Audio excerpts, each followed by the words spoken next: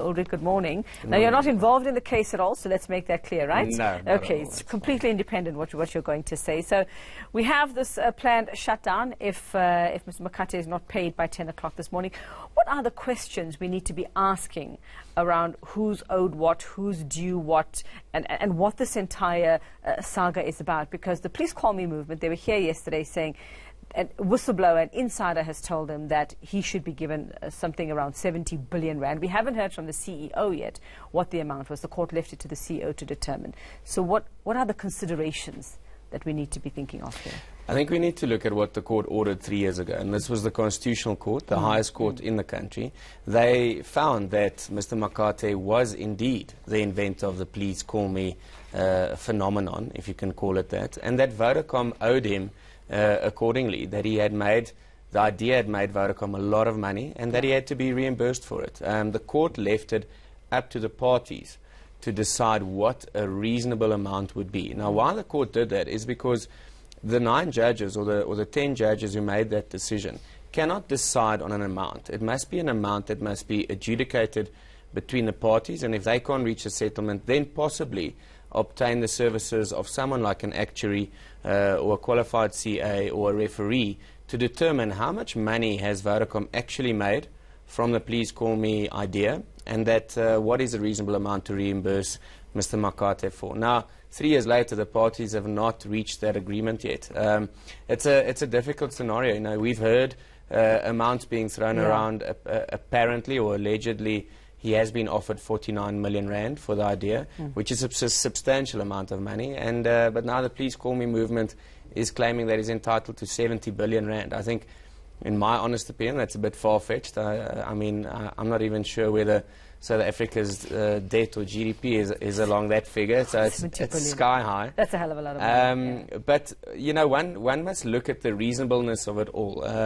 You know, Vodacom obviously is suffering reputational damage in accordance with this. I think they would want to put it to bed as soon as possible. It's been 3 years already, and now you're sitting with the possibility that Mr. Makate might have to go back to court to say that Vodacom is in contempt of court, possibly get an order that a specialist is appointed, say someone who's an actuary, a person who can quantify this idea and then make a ruling accordingly. But for this matter to drag on as it has and as it continues to do is very damning for Vodacom. So when you say contempt of court, what would be the grounds for contempt of court? Because what would they have until end of business today, I would imagine, to pay up? So unfortunately, the court order did not set a time limit to it. They only said that a reasonable amount. But you could now go into an application where Mr. Makate can claim, yes, well, Vodacom are not negotiating in good faith. They are not being reasonable about this entire scenario. And unfortunately, if that is the case, then what the court wanted to do is they wanted to keep the amounts out of the public domain. But this will then mean that those amounts will be contained in court papers and it will be in the public domain. And Vodacom will definitely want to avoid that. Well, they did serve them with a letter this week, the Vodacom serving the Please Call Me movement, talking about breach of confidentiality and all of that, because apparently he wasn't supposed to be disclosing any of what their discussion, my understanding was. And what their issue, from what I understood from one of the members of the Please Call Me movement, he was here yesterday, saying that it's not just about the money, it's about giving him the recognition. And now you bring in MTN after all of these years and you say, yeah, but actually he's not the only, we'll pay him. But, you know, it wasn't his idea, now it was MTN. Now, did Vodacom do this in bad faith? In your opinion, if you now, after all these years, bring in and say, we're not going to give him that credit either, but we'll give him the money? I'm not sure who brought up the MTN argument. I also heard about that. I mean, but that is neither here nor there, because the Constitutional Court found that Mr. Makate was responsible in the for form the that it was. Yes, it was exactly, and that is in accordance with which the order was made.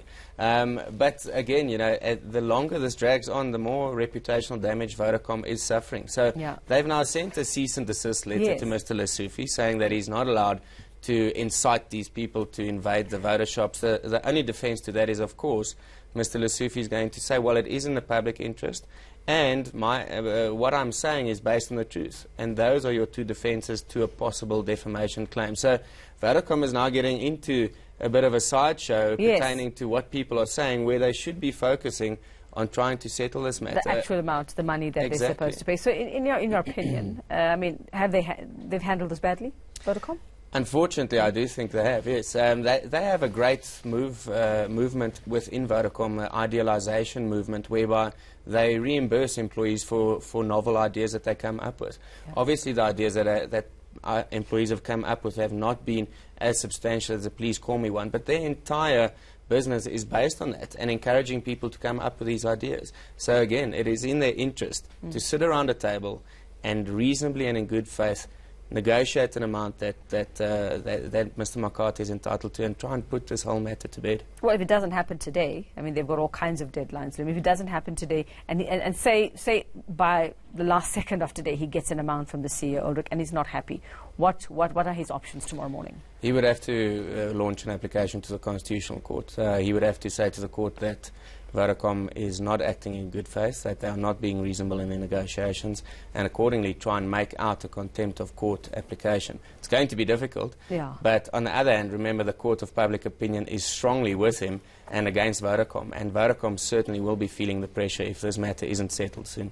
Okay, let's wait and see what happens. And there's a 10 o'clock deadline. That's one of them. That's set by the Please Call Me movement for that national shutdown. Let's see if we get a figure by then. It'll be very interesting to see what they're offering to pay him. Thank you very much. That's Attorney Ulrich Roo just commenting on this entire Vodacom and Nkosana Makate, the Please Call Me matter.